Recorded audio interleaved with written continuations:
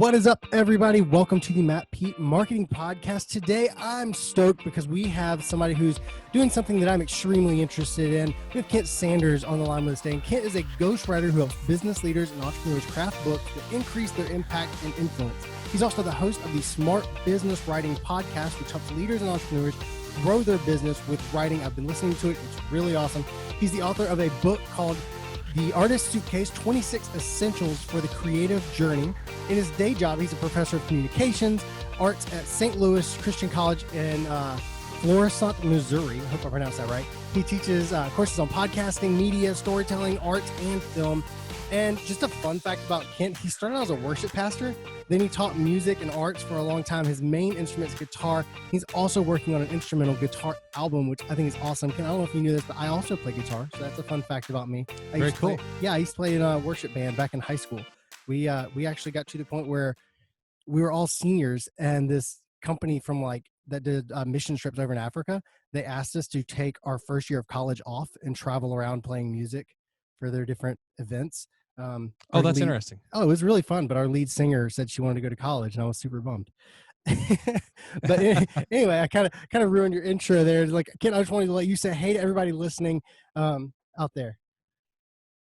Well, hey, Matt, it's an honor to be on your show and happy to serve your audience any way that I can. Hopefully, the majority of what I say will be comprehensible and will make sense and add value on some level, but I'm just here to have fun. So any way I can do that will be great. Awesome. I'm excited. And copywriting and all that ghostwriting stuff, I love it. One of the things recently I got into copywriting, I have, I don't know if you've heard of Jim Edwards. I know you heard of Russell Brunson. This is one of his business I do. partners. I have that book on the shelf above me, actually. Yep. I started reading this. I'm only on page, 50? And I've got 15 pages of notes, which is unusual for me. I don't normally take notes at all. So, but I mean, copywriting, that kind of got me kickstarted on this. There's a science to this and a learnable skill here. It's not just something that's I'm just not good at writing. You can learn to be more interesting in writing. And I thought that was ever since then, you can ask my wife, I've been talking about he has a software called Funnel Scripts, and it's not super cheap, but it helps you write interesting headlines and stuff. And I've got that. And it's just, I don't know, it's been this rabbit hole I've been going down lately. That's one reason I'm super excited to talk. But before we get started with the questions, I've got my pod deck question here, question. Random questions here. I'm just going to draw one, and we're going to start off the call that way. So let's see what question we have here for you, Kent. All right. Let's do it. Which band or artist, dead or alive, would play at your funeral? Oh boy, that is a tough one. I like so much music and so many different styles. But if I had to pick one, I would probably say, based on my listening this week, I would say Prince. Okay. Any specific? But it changes constantly. Oh yeah. I really am. I'm partial to the song "Purple Rain." It's just such a great song. It has nothing to do with my life or anything else. I just love it. It's a great song. Awesome. And now we know a little bit more about you, and that's why I like the pod deck questions. And for anybody out there who wants them, they're my sponsor. If you go to, it's over here, poddecks.com, and use the coupon code TheMattPete, you get 10% off whenever you purchase with that link or with that coupon code. All right, Kent. So I want to go ahead and jump in here really quick so everybody can kind of know a little bit more about you. They know a little bit, but what would you consider your marketing specialty? My marketing specialty. Sorry, I haven't had caffeine yet today, so you're fine. I'm stuck with a Diet Dr. Pepper, which was left over from what some relatives brought over 4th of July weekend. So this is cherry Diet Dr. Pepper.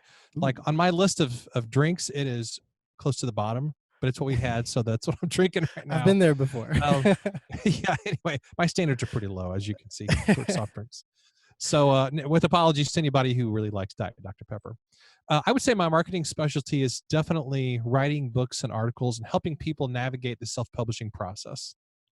Ooh, awesome. I like that specific answer. And you sent me one of your PDFs that you wrote. How to write. Right. Yeah. So I've been going through that and how to write amazing blog posts that get results. And I like your SAT method. I don't know if that's something you came up with, but it is something I came up with, but I just kind of I just came up with it based on I was actually putting together some material for somebody else, and I was trying to Huh. think through how do I actually try to write a social media post, and then I was just thinking, there's kind of a template that I use, but I had never really put it down in any kind of a structure, so that's just where that came from. So for anybody, now that I've mentioned the SAT method for writing content, do you want to go ahead and just kind of quickly break that down for everybody? Sure. Let me see if I can remember what that was. And I've got it The pulled SA up here if you need me to. Okay, so the S stands for story. It's always good to begin with a story of some kind.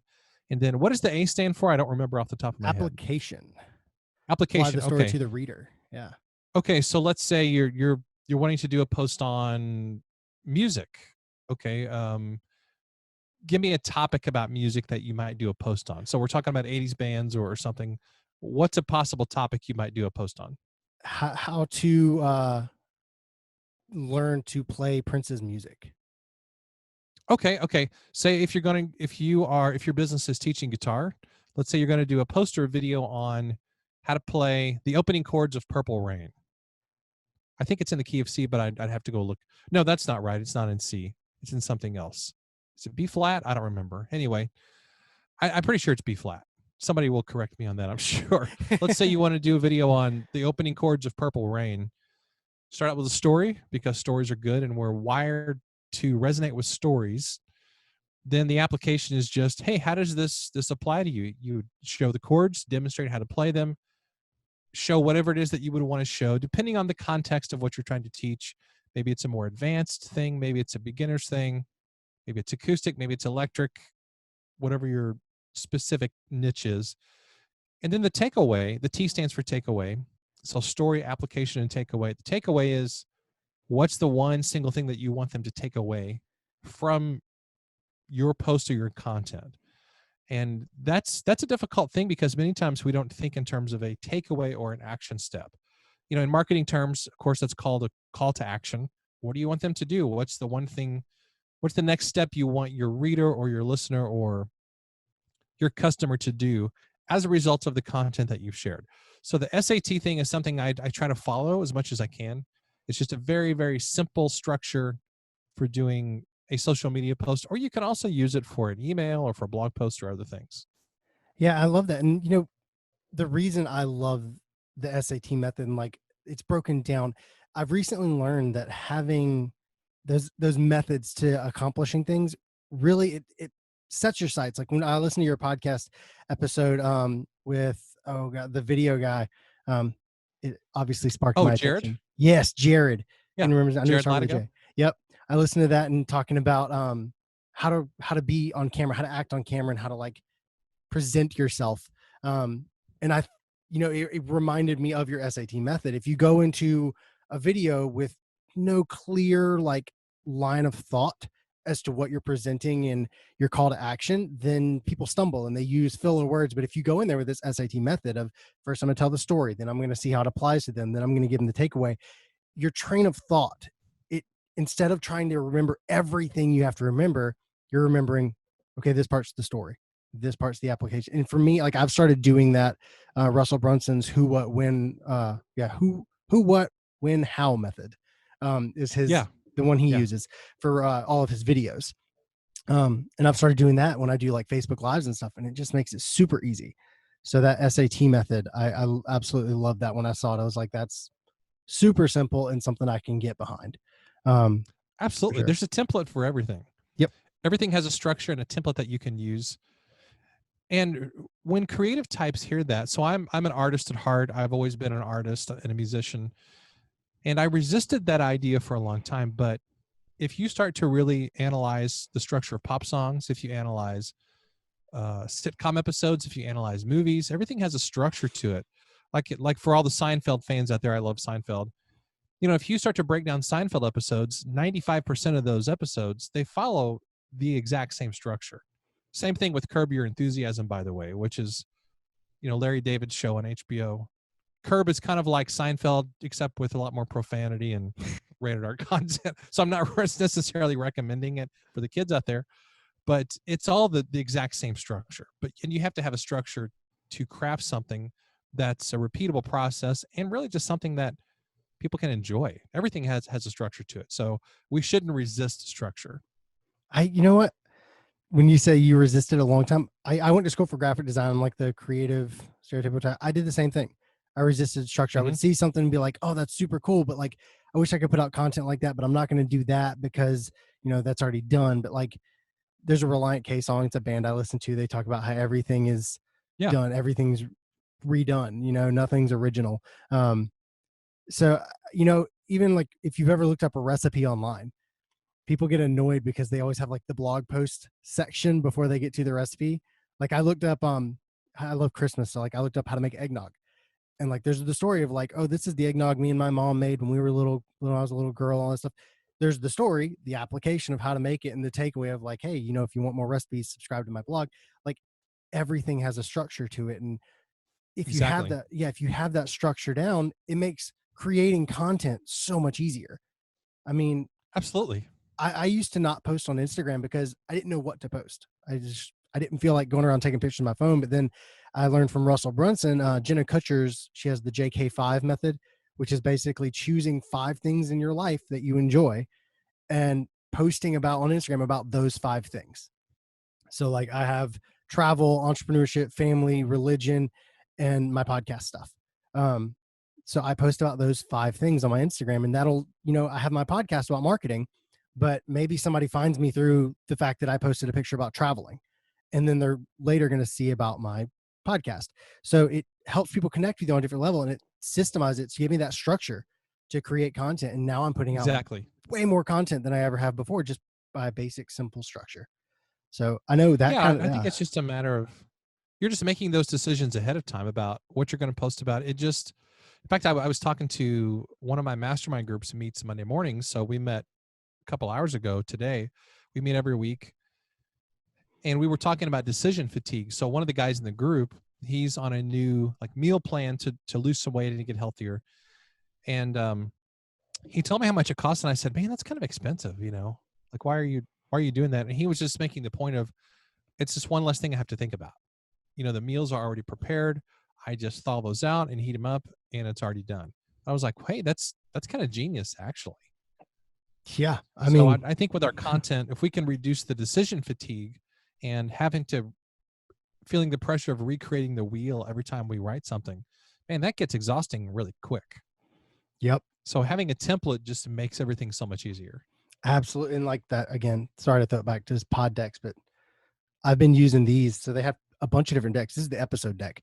Whenever I do Facebook Lives and stuff, I'll go through this, and it's just a bunch of ideas for episodes, and it gets my wheels turning. And it's like a place that I go to kind of give me that structure. It's like, okay, well, maybe I can talk about this with this spin. So yeah, I love that. So if you're out there and you're wondering That's how cool. to market and you're trying to come up with ideas, the SAT method is a great place to start. Story, application, takeaway. Start there with your content and use that as your building block to put out all the rest of your content. It's going to give you a great place to start. And I promise you'll be putting out a lot more content than you are currently. All right, Kent. So what's something you see people doing in their marketing, in their copywriting, their book writing that makes you cringe? I would say the number one mistake that I see people making is not repurposing their content several different ways. And the reason I say that is because it's such an easy thing to do, but yet, again, if you don't have a template for something or a system or an established process, you're probably not going to do it. Like if you want to, right now I'm training for a half marathon. And if you don't have an established process for doing that, or, I use an app that tells me when to run, when to walk, all that stuff. I need to be a little more consistent with it, but the process is there. So I know exactly what to do. Repurposing your content is exactly the same thing where you've got this process that you can follow, whether it's with podcasting or with blog posts, or if you want to repurpose those into book chapters or social media posts or talks or webinars, or there's lots of other things that you can do with those.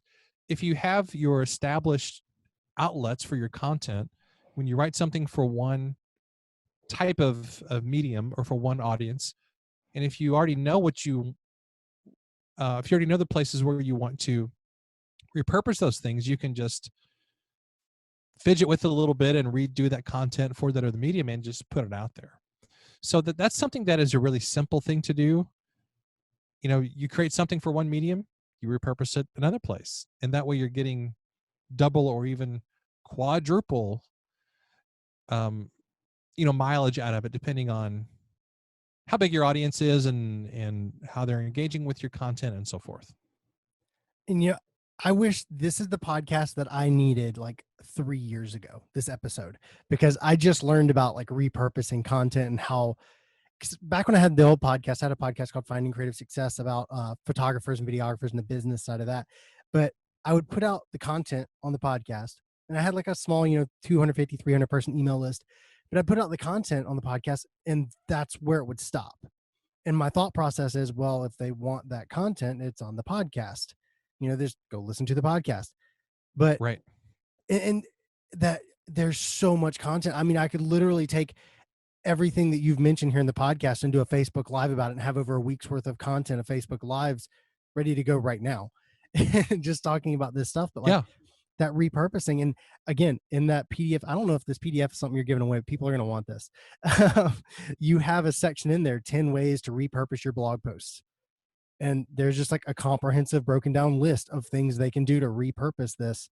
And obviously my favorite one is video, but I mean, I'm a little biased because I'm a videographer, but, but I mean, there's a good list here of different ways to repurpose content, which if you have a business and you put out a Facebook Live and you talk about one thing and you have an email list, like you said, reformat that for the email list and send that to them as well. And then you're getting twice the mileage out of it right there. And that's if you just do two of those methods. You can put out a video on YouTube, you can make it a blog post, you can put it on Instagram. I mean, that one piece of content doesn't have to be just live on that one place. So, Exactly. yeah. And that's something you'd think is obvious. I love it because I tell people, have you ever watched Mad Men, the TV show? I have. Yeah. The very first episode, I didn't watch the whole, I watched a good bit of the show. I didn't finish it, but that first episode was like my biggest marketing aha moment because they're trying to sell the Lucky Strike cigarettes. I don't remember if you remember that part, but they're talking in the boardroom. It's been a long time since I've seen it. I went back and watched it recently, but just because I love that part. But they're trying to sell the Lucky Strike cigarettes, and they don't have a marketing tactic. In the whole episode, they're trying to come up with this tactic, and then they're in the meeting with the guy, and he's like, "Well, describe how do you make your cigarettes?" And they tell him, we plant the tobacco, we harvest the tobacco, it's sent to the bins, it dries, they toast it, they roll it. And he's like, "Hold on, stop." He's like, "It's toasted." And like that was their new slogan. And his whole thing is like, everybody toasts their cigarettes. That's part of the cigarette making process. He's like, nobody else knows that. It's like, that's Mario. It's like, it's toasted. It's so simple. Like for you repurposing content, it's one of those things. It's like, well, duh. But like for the 3 year ago me who wasn't repurposing content, that could have changed my business. It's one of those simple things that I love those moments. I think Matt, that's a really good point.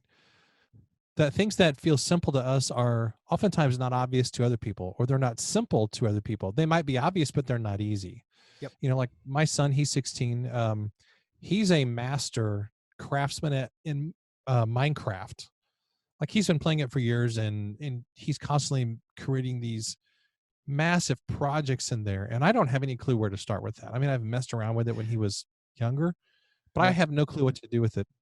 He's really, really good at that. So of course that's simple to him.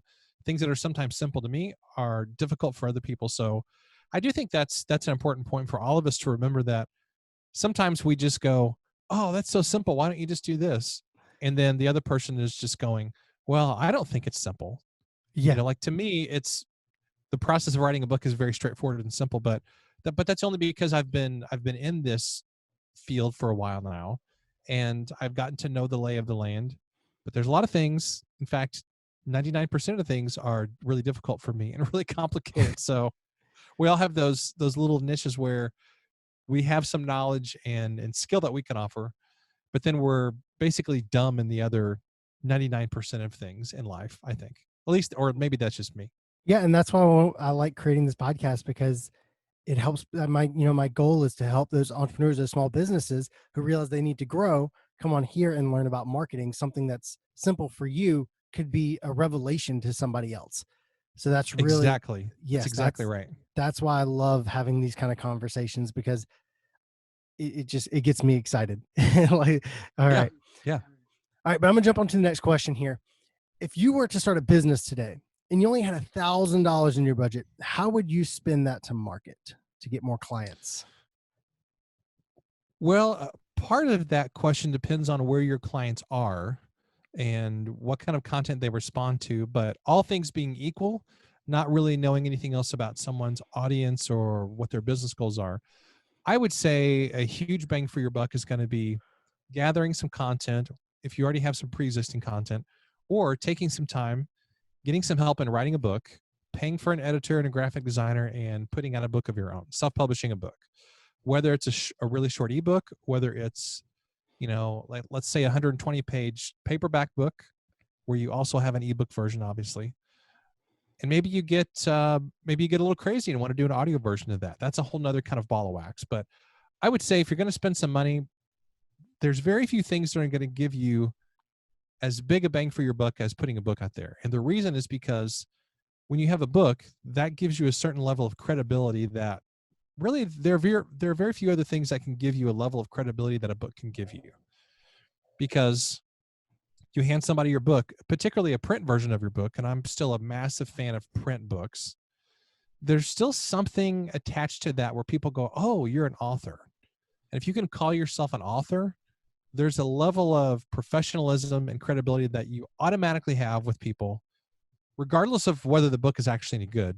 And I'm definitely a fan of crafting a good book, or a great book. But even if the book is just okay and you didn't really do that great of a job on it, there's still that element of, hey, this person is an author.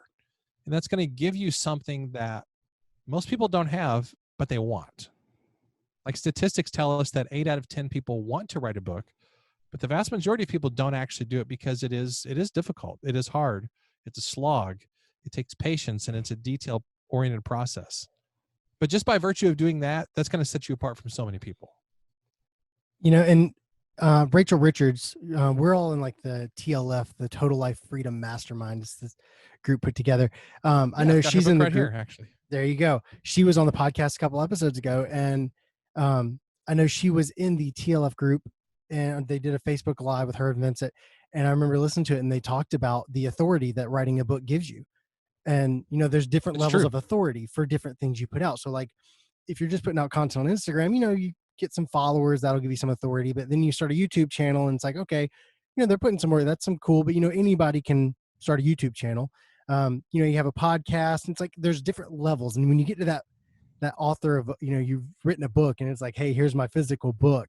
It's like that. There's a different level there. It's like you've put that information down. And again, you said a lot of people want to write a book. I want to write a book. One day I want to have a book, but for me, it's like, it's kind of like this podcast. I had a podcast a few years ago. I mentioned it, and I've had people message me in between, that ending one and this one starting, and saying, hey, when are you going to start a new podcast? We're like the content.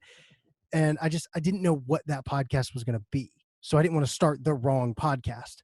So I waited until I found something that I just fell in love with, which is marketing. So I want to write a book. I just don't know what it would be about. I don't want to write the wrong book, Do you have any advice for like how to figure that out? I mean, I'm sure it's just like when you find the thing, you'll know, but it's a hard process. I don't want to waste too much time on it. Well, I do have some advice, actually. So perfect. Actually, your next question that you had sent, so this ties in with your next question.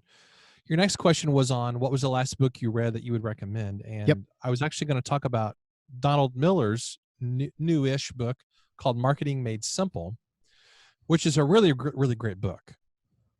And I know that people who've been in marketing a long time would read this book and they would think, wow, this is really, really like super basic stuff. However, what marketers have to remember, people who have been in marketing a long time, what marketers have to remember is that people like me struggle with marketing. Like I've never thought of myself as a marketer person. I've never really understood the concepts. I've always thought of myself as an artist and a creative person. So even doing a ghostwriting business that's been a process for me in thinking of a book as a product and thinking of what I do as a service for people and really looking at books from a business perspective. So marketing is such a vital area that, man, I would encourage you to write a book on marketing. Like what are the principles that you really believe strongly about marketing? I'm your target audience, Matt. So look at me and go, okay, what are the basic things that, if I was going to teach a course on marketing, what are the things that somebody like Kent would need to know? And I would totally buy that book in a heartbeat, and I would promote it because it's coming from you and we're friends, but also because I think people just need to know the basics of marketing. Doesn't mean you have to copy what Donald Miller's doing. It just means you have your own spin and your own take on it. And man, I think that would be a great idea, especially since your podcast is on marketing. I mean, it would tie in perfectly with it. So, okay, let's go down this rabbit hole for a second, because I think I'm finding this super interesting. So, like, Sure. what's the minimum, like, kind of requirement? I mean, I'm sure you could write like a 10-page book and print it and like, oh, I wrote a book. But like, I look at, books like this, and it's like thick, and it's like 200 pages, and this is like 350 pages. And it's like, is there a minimum requirement? Is there a goal? Like, what do you, whenever you write a book, what are like the core things you're looking for in that book, I guess? So I would look at it like this. Okay, if you want to have and I would recommend, if you're going to write a full-length book, plan on having a print version, because some people just like print versions, including myself. I love holding the book in my hand and underlining and highlighting and all that stuff. I understand the value of ebooks, and I've written ebooks, and I buy a lot of ebooks, but there's still something special about that print version, because it gives you a level of professionalism that, in my opinion, you can't have if you just have an ebook. No offense to those who just have ebooks. So I would shoot for having something that is at least 120 pages to, I would say, 150. I wouldn't go past 150 unless you have a really good reason for that. And the reason is because the shorter the book, the more likely it is that people are going to actually read it. And there's kind of the factor of, well, for example, okay, so I've got a textbook here for one of my college classes. It's about 230 pages. And people look at a book that's thicker and they go, okay, I'm sure it's good, but that's really intimidating. But if you grab a book that's, 120 pages, it's thinner. It's an easier read.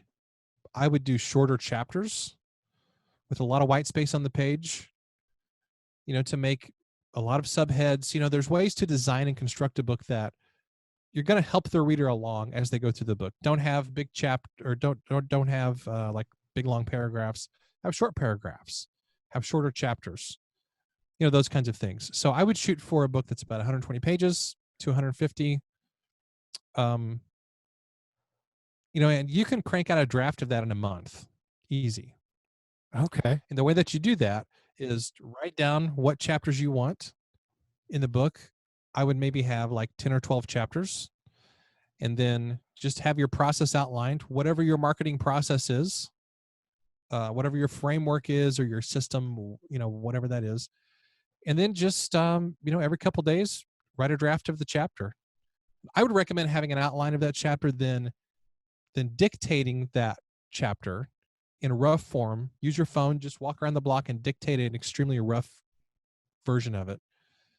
And that way, at the end of a month, you can, if you do, let's say, 1,000 words a day, you can have a rough draft of your book done within a month, easy. And a very, very rough draft, but it's done. When you have a complete draft sitting there, even if it's really ugly and messy, that gives you a mental hook where you go, okay, I've written a draft of a book. It might be ugly and messy. It's going to need a lot of editing, but it's there in a complete form. And then that's going to give you the motivation to keep on going. That's how I would do it. I love that. You just made it like, with just that basic breakdown, like super obtainable. So I absolutely love that. So one more follow-up question. So like, I've written an ebook, like you said, it's part of my Secrets to Video Marketing course, and it's 20-ish pages. But when I wrote it, it's 8.5 by 11. I just opened up Pages and I designed it and wrote it and everything there. This is obviously not an 8.5 by 11, sheet of paper. It'll be much bigger. So what software are you, or like what do you use to write your books? And whenever you choose your size, what size are you making yours? Well, that's a good question. So first I'll do the software thing. So I use an app called Scrivener to write books in and write pretty much all my content. Scrivener is great. It does have a learning curve, so just kind of keep that in mind. I would say only get Scrivener if you're really serious about writing books and you're going to write multiple books, because if you're just going to do one book and you're going to be like a one and done thing, and nothing wrong with that, by the way. If you're going to do that, then I would just use Microsoft Word or Google Docs and keep it simple, Okay. because you're going to waste a lot of time trying to learn all the intricacies of Scrivener when you could actually be writing.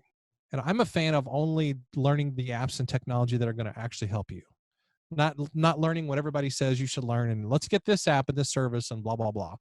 I like keeping things really really simple. But I use Scrivener because I have a lot of ideas and a lot of concurrent projects. That helps me keep things really organized, which I love. So as far as book size, you're probably not going to have a print version unless you have at least probably 25,000 words in a book. Otherwise, I wouldn't probably do a print version. And the reason that you need to have at least 100 pages in a print version is because you're probably going to be using Amazon, KDP, and KDP print from Amazon for the print version. And they're going to require at least 100 pages in a print book in order for them to print on the spine of the book. And that's a critical thing. Like if you have a book that's so short they can't print on the spine, people are going to look at that and go, oh, this isn't a legit book. Now, that being said, I do have some books by self-published authors that are shorter than 100 pages, and I could personally care less because I love the books. But I think all things being equal, you want to give the appearance of this is a professionally created product. And if it doesn't have writing on the spine, that's kind of a dead giveaway of, okay, this is kind of like a self-published deal, which I'm okay with as a person, but a lot of people are going to see that, and that's going to be kind of they're going to take it down in their minds a notch, right or wrong. Huh. I've been literally taking notes over here because I think it's super interesting. And one last question. You mentioned Amazon KDP, because that was going to be my last question about this. Like, once you've written the book, like, how do you get it printed? How do you get it to people? Because I don't know of like anything about book publishing and getting things printed. Is that like an on-demand thing from Amazon? It is. It stands for Kindle Digital Publishing, or KDP for short. And you would access that by going to kdp.amazon.com, and it uses the same login information as your Amazon account. And what I love about KDP is that, sorry, my cat's over here scratching to me. Oh, you're fine. Mine's back there somewhere. My cat, like, what's the deal with the pole scratching? I know that's just like an inbred thing in cats, but I'm like, why do you need to do that? So it's great because when you use KDP through Amazon, then that's totally tied into your Amazon account. It's all a very user-friendly ecosystem. I love Amazon. They're very good to authors. They create a high-quality product. So, really, why wouldn't you use that? Because it's so easy to use. Mm-hmm. So once you have your book written, a draft of it, then you're going to you'll want to have it edited. So you'll want to hire an editor to do that. And then you will want to also hire a graphic design person to design the cover. I would also recommend having that graphic person or maybe another person design the layout of the book, like the interior layout, because you don't want it to look like that you just uploaded a Word document. Mm-hmm. I mean, some books do look like that, and I can get past that if the content is good, but if I open up a book and the layout doesn't look very good, to me, that screams, okay, this is a totally self-published thing. And I'll give you an example, and I'm not trying to rip on this person, but I love the Jim Edwards copywriting book. I really love the content. That being said, though, I wish that he would not have used that Arial type of a font. I really hate that font. Everybody watching on YouTube. I wish that it would have been laid out more like a traditional book that's using a better font, and the font's a little bit bigger. That's just my own personal preference. That doesn't take away from the value of the book at all. But I would recommend paying somebody a couple $100 to do the interior layout so that it looks really nice, because I guess it goes back to the fact that at heart, I'm an artistic person, and I love it when people have paid attention to the cover design of the book, the layout of the book, and all those aesthetics that really they tell the reader that, hey, I've taken this project seriously and I want it to look good. So anyway, once you have all that done, then you're going to upload that to KDP, and they will approve it. You go through a process. You put in all your information, your ISBN number, and all that stuff. the book description, the authors, and all that jazz, then they will approve it, and you'll get an email saying, "Hey, your book's live on Amazon," and then you can market it and promote it however you want to. That, in a nutshell, that's how the process works. And so it's Kindle digital product. Do they print?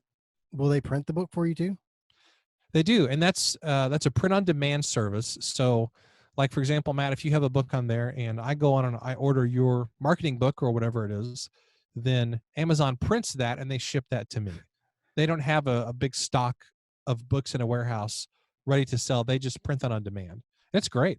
It's a very economical system.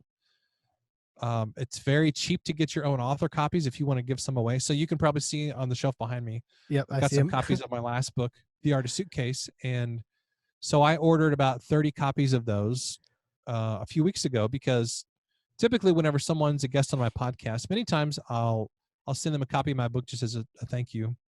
And the author copies of that book are only like $2.50. So they're really cheap to buy your own copies of your book, Huh. which I love. That's They're very high super cool. quality. Yeah, it is really cool. I mean, if you think about it, we live in a pretty amazing time where you can Absolutely. upload your files for free on Amazon. Amazon doesn't charge you for this. Wow. And you can make your book available to anyone in the world for free. I mean, you've paid with it in terms of your time, and if you've paid a graphic designer and an editor and all that stuff. But the distribution is free. I mean, it's amazing, really, when you think about it. That's really awesome. And honestly, I think that's gonna be one of those things that like I'm gonna start making outlines and like for the book. Man, I'm really excited about that. I didn't realize it was so obtainable. And that you've laid it out, I feel like I can do. And we took a lot of time on that. I mean, but I feel like that's super cool for people out there, entrepreneurs who are trying to get that authority, like we talked about. Having that physical book, that gives you an extra level of authority that now is laid out on how to do. Absolutely.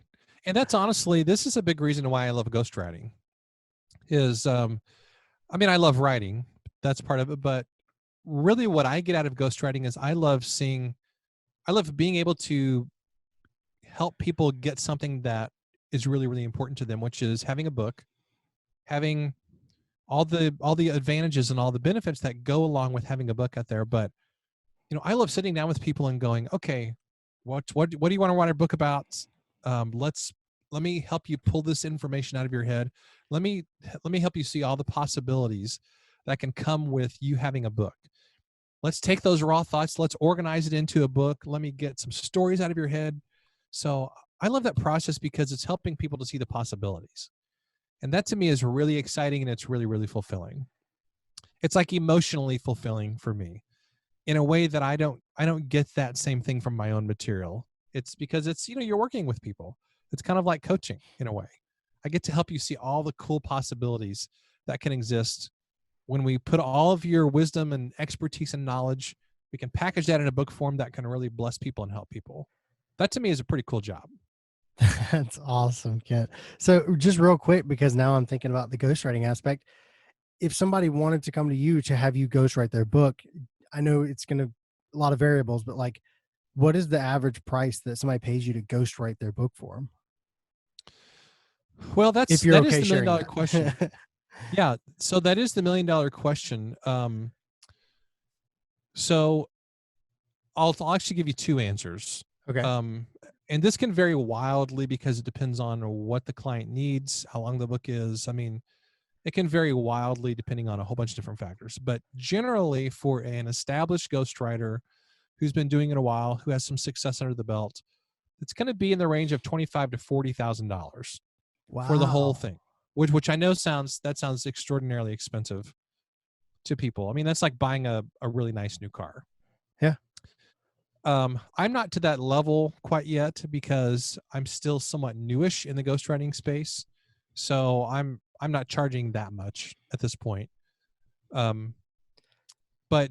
yeah, it's a very time consuming process. I mean, I can tell you with the current client that I'm working with, it's basically a part-time job for me. I've spent the equivalent of 2 to 3 days a week, working days a week, the last couple months working on this book for this client. It's very detailed.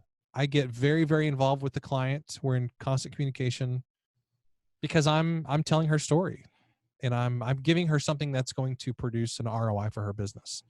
So I think if someone wants to lay out the kind of cash that most ghostwriters um, are probably going to get from that type of a job, then it would be good to have the systems in place to where you can get a good ROI on that investment. So like if someone is just, if they're not even sure what their business is, they don't really have any way to market the book, probably it's not going to be to their advantage to spend that kind of money on a ghostwriter. However, what they could do, a much lower investment would be to have somebody, and I can do this as well, is to have somebody just do like some brainstorming sessions, some book coaching, or some developmental editing. Like a lot of people, they don't necessarily need somebody to write the book for them. They just need to know how to structure the book and some processes and some productivity principles of how to actually get the book done.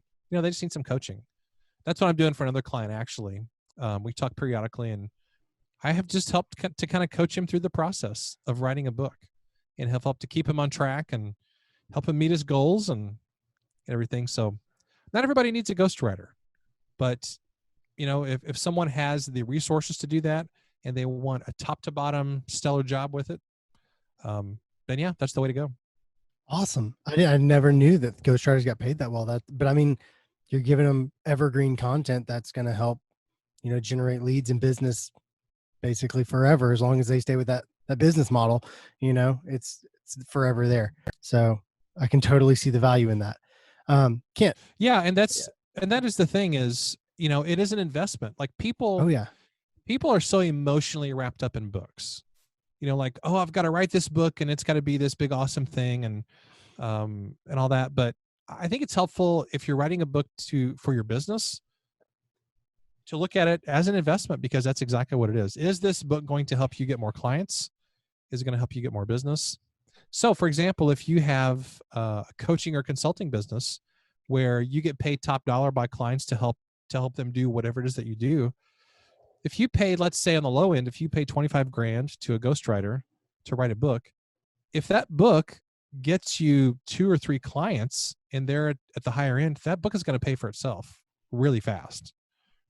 And that book is going to live out there forever. So a book is actually one of the best investments that you can make if you are a thought leader or you have like a speaking, coaching, consulting type of business. That's a great lead generator for you.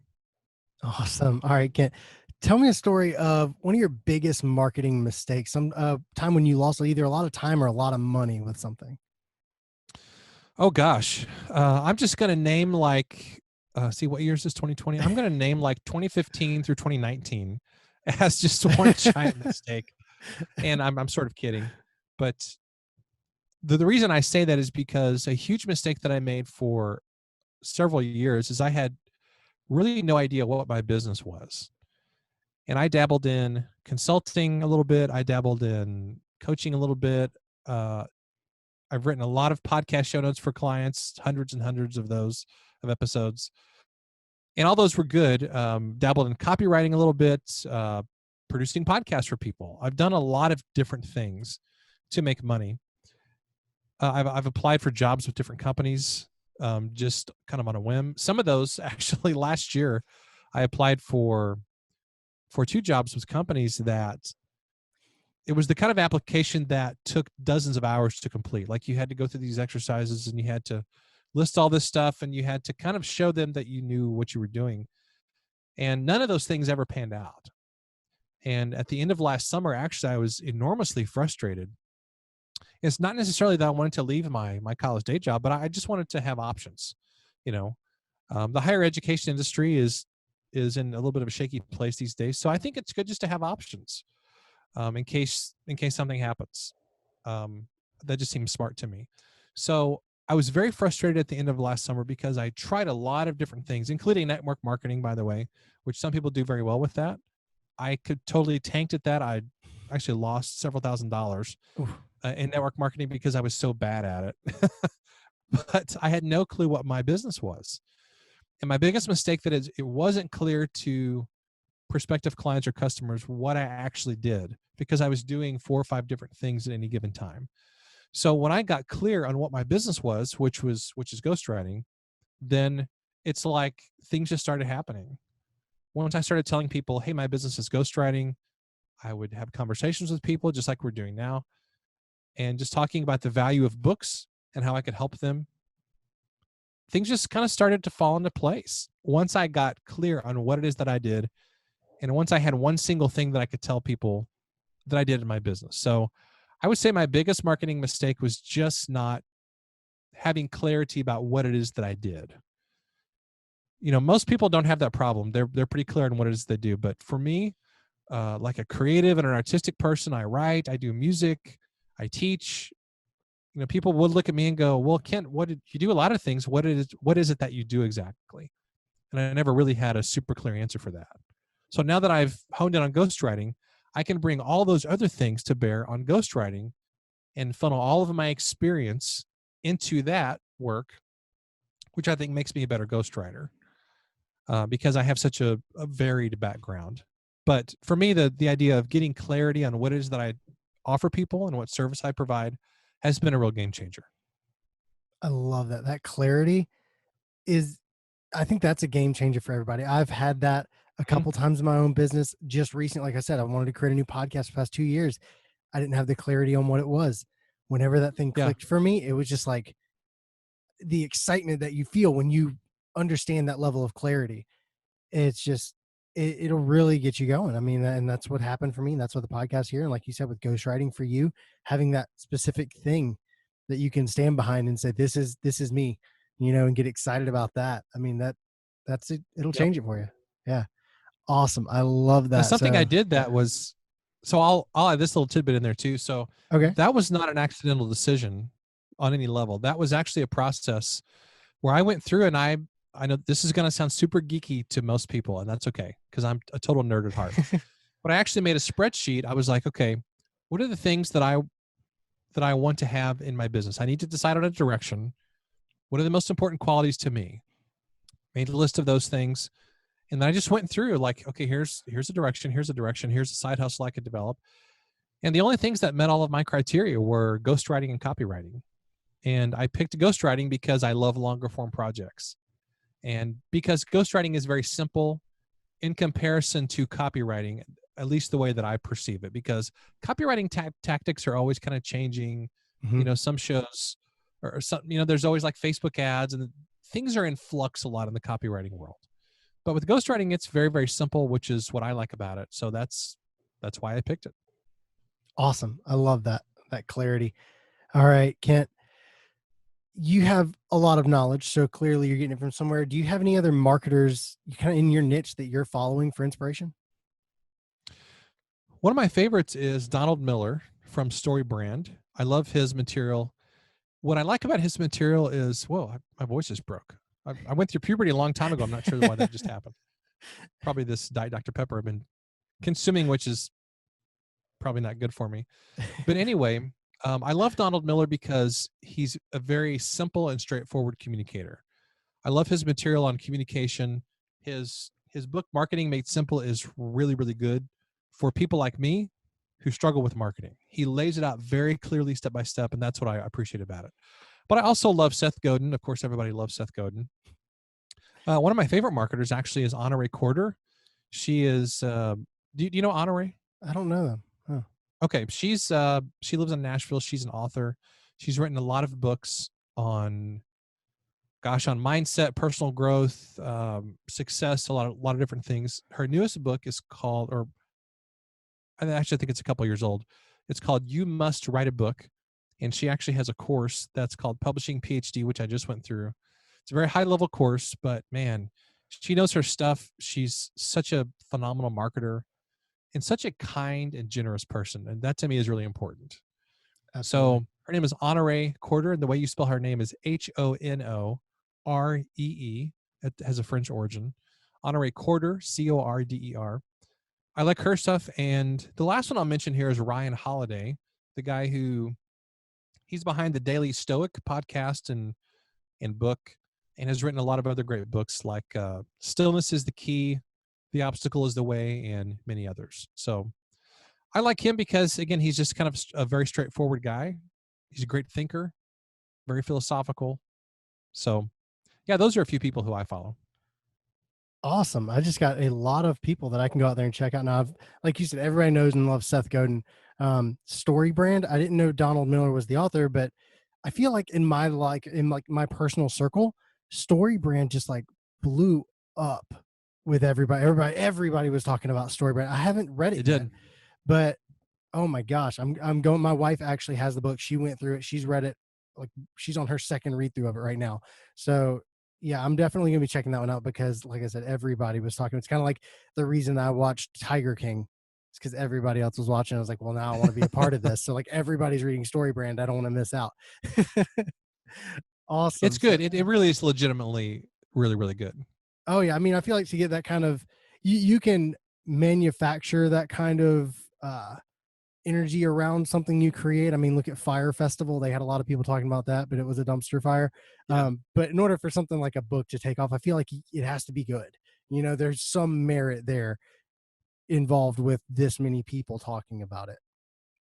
Yeah, All right, Kent. exactly. So we've talked about a lot of stuff. I know Scrivener is one of the tools, but what's your favorite marketing tool for that you use? Well, I would say that my favorite marketing tool is just having a book There that you you go. can physically give to someone, or an ebook, even if it's a little short one. It's a self-contained product that you can give to someone. Even if it's just a 3-page lead magnet on your website, that's something of value that you have. And many people don't think in those terms because they think, well, it's so hard to write a book, or it's so hard to write this or that. It's really not. I mean, it's legit really not hard to write that. I mean, every day you're writing emails, you're writing social media posts, you're writing reports or other stuff for a day job if you have one, you're writing letters to people, you're writing text messages. Writing is really not hard. You just have to sit down and do it. And this is a little trick that I do sometimes when I'm feeling blocked. Instead of writing in Scrivener or in Word, I actually open up my email app. So I'm on a Mac, so I use this app called Airmail. I open up my my Airmail app and I just write something in there, because Huh. if it feels like I'm writing an email, it just feels way easier. That's a hack right there. I love that. It's a little hack that I've used a lot. So yeah, I mean, it's not hard. You've already got the wisdom and the knowledge. It's just a matter of putting it down in a format that people can consume. That is amazing. I love that. It's kind of like I think it was Abraham Lincoln's method, like when dealing with difficult people, he'd write a letter and then not send it, kind of thing. It's like Oh yeah, I've done that too. It yeah. works. Oh, absolutely. It's like open up the email app. It kind of puts you in a different frame of mind. It's like now I'm writing an email, not a book, but the content is there. Exactly. That's Yeah, and amazing. I'm of the opinion that when you write a book, it should be more informal. It should be conversational. Don't try to be formal like you're writing a report for your 10th grade English teacher. Just write like you would talk. And in fact, that's the value of, and of course you're a big fan of podcasting as well Yep. as me. I love podcasting because you can take that content and then you can just have it transcribed into a book. I mean, you're going to have to do some editing and stuff, but Yeah. man, just that conversational tone I think is really, really critical. So people are way overcomplicating the book process, I think. I love that. That's super cool. All right, Ken, if you could go back to when you first started this marketing path and give yourself one piece of advice, what would it be? Well, I would say I'm going to cheat and do two. One would be is to write more books. That would be my number one thing. Write more short books. I would say specifically. Number two would be to start a podcast sooner, and just to start connecting with more people and inviting more people onto your show and just connecting with people. A podcast is a really, really great marketing tool. It's a great relationship building tool. Like we're doing right now. We're just having Yeah. this conversation, and now we're going to be more connected and know more about each other. And man, a podcast is such a cool way to get your voice out there It's and super fun. to connect. It's a lot. It And like is. It is. I started that my first podcast, and because the way I did that one, like I had talked about starting that podcast for 2 years prior. I'd gone through like built a website for a name, didn't like the name, closed it down, like, and it got to a point one day I was like, you know what, I'm gonna do this podcast. And I contacted at the time somebody who was like the person I idolized in photography. Is like, oh, this person is the coolest photographer. I was like, I reached out to them, I was like, hey, I'm starting a podcast. Do you want to be on it? And he's like, sure, how's Thursday at 4? And this was like Sunday. And I was like, yep, sounds good. I was like, all right, Yep. I've got 4 days to come up with a podcast. And it like, I got it started. It happened. So like it worked out. Like it's kind of similar to this. I was like, I had everything, this one I knew a little bit more of the processes and everything. So like I had my website built and ready to go, and I had all these other streams being created. But it's like, you know what? When you start a podcast, the best thing you can do to have that accountability is to invite people like yourself on, because they're gonna be there for that episode. Like they're there for that recording. Like you have to be ready. Like ready today, 11 o'clock Monday. I'm recording this episode with you. I'm ready for it. It puts that Exactly. deadline on it. It hard deadline for you. So I love that. Definitely. I love the idea of the podcast. Obviously writing more books. That's something I'm going to be more seriously looking at now, because it seems obtainable, fun, and just a good authority builder. And, I feel like if you're trying to do something in this world, like this online entrepreneurship coaching thought leader kind of thing, like you said, having that book just gives you an extra bit of authority. So that's something I'm going to be more seriously looking at, because before it just seems so intimidating. Yeah. Yeah. All right. Well, and an easy way to get that done would just be to, I would challenge you in the next 7 days, by this time next Monday morning, have your framework laid out. You probably already have it in your mind, whatever your framework or system is, or if you don't have one, then just come up with one. What are the 5 things you would tell me about marketing? Then just take a walk around the block for 20 minutes, dictate your thoughts, just in the writing world, we call that a vomit draft. It's a horrible image, but that's what it is. You're just literally vomiting. You're spewing all over the page, so to speak. It doesn't matter how bad it is. It matters that you get it done, and just vomit out all the stuff that you know about it and get a draft. That way you have something sitting there, and you can do that within 7 days. Put together a little short ebook, 3,000 words, 5,000 words. You can do it. That's awesome. All right, Kent. So I know people can connect with you on your podcast, the Smart Business Writing Podcast, also your book, The Artist Suitcase, 26 Essentials for the Creative Journey. Where else do you want people to connect with you and kind of get to hear your voice a little bit more? Well, my website is good. I would encourage people to check out my website. I've got my current lead magnet there is, I'm getting ready to change it actually, but if they go there in the relatively near future, it is a rather lengthy guide on, it's like a toolkit for creative entrepreneurs. I've got tools in there. I've got several of my own free books in there, just tools for writing, for productivity, for self-publishing, things like that. But then they can go to Facebook, just search for Kent Sanders. I think it's facebook.com/Kent.Sanders. I think they can connect with me there, or on LinkedIn as well. Just search for my name. Pretty easy to find. Awesome. And what's your website URL? It is kentsanders.net. So I'm going with the 90s theme with my URL extension. It's just because the guy who owns kentsanders.com will not sell it to me. So, I went through something very similar with my video business. So if he's listening to this, let this know. Yeah, I went through so he's owned the .com for a long time. So yeah, there's a guy out there. I have repeatproductions.com, and because my last name is Peet, P-E-E-T, so it's like a funny play on words. Okay. That was a horrible idea when I created it. But I wanted repeat like spelled correctly, and somebody already owns it, and the website looks like it's built in. It's like a 1-page website. I'm probably about to give him a lot more traffic than he's ever had. But it's like looks like it was built in the 90s. And I reached out to him. I was like, hey, are you willing to sell it? It's like, I'll build you a brand new website on whatever URL you buy. I'll build it, because I know how to do that. Would not give it up. It's still sitting there the same way now as it looks back in 2013 when I tried to get it from him. So isn't that crazy? It really is. It really is. So everybody out there listening, kentsanders.net. If you go quickly, you might be able to get that toolkit for creative entrepreneurs. Go check out all of his stuff. His podcast is amazing. I am now subscribed to it, and I'm going to be listening over there. If you like this podcast, you'll like his. It's very similar feel.